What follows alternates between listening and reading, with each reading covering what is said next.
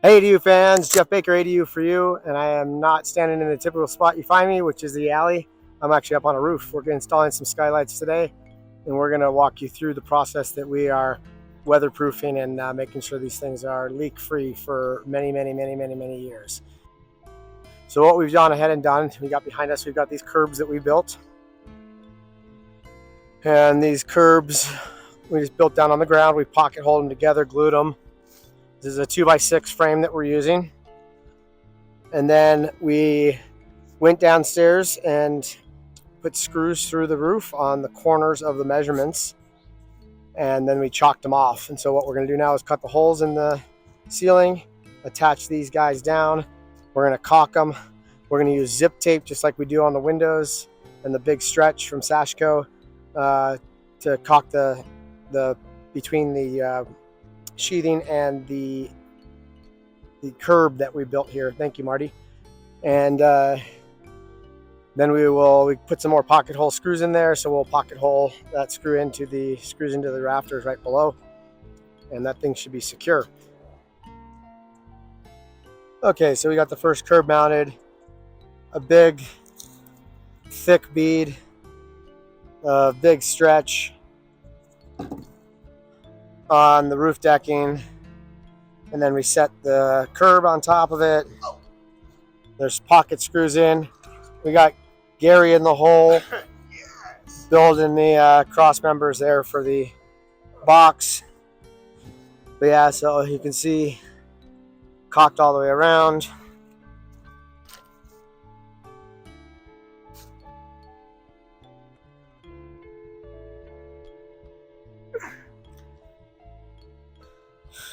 And now we'll flash it with zip, that whole curb. And then we'll use the Velux flashing over that. And then the roofer will do the step flashing.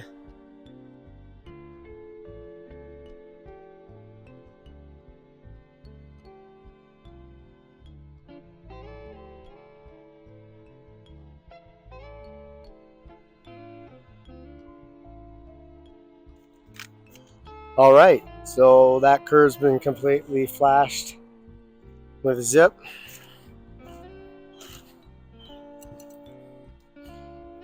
Sashco big stretch on the decking before the curb went down, so that thing is water sealed.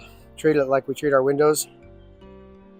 And now we're going to put the Velux flashing on it and then set the window in.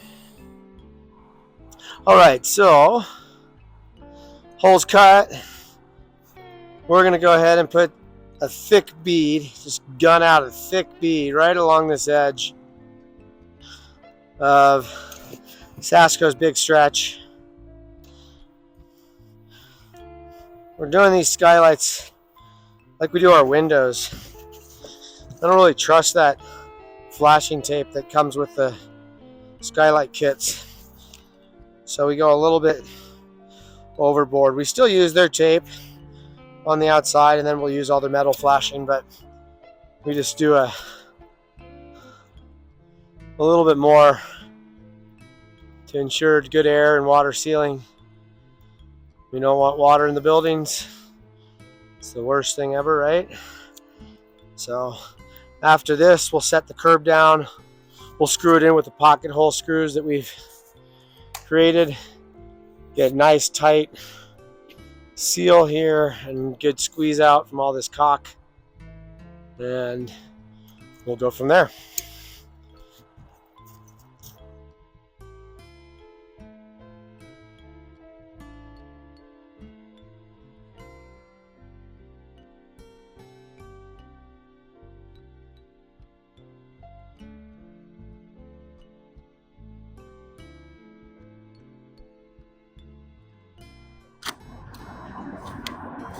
All right, so like we do our windows, we are going to use zip tape to flash this entire curb.